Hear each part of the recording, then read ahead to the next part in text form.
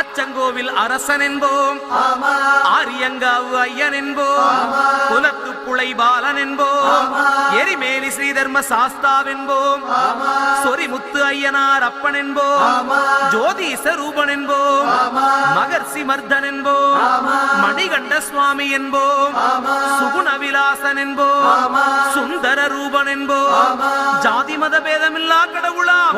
சத்திய வடிவான தெய்வமாம், ஆபத்தில் காப்பவனாம்,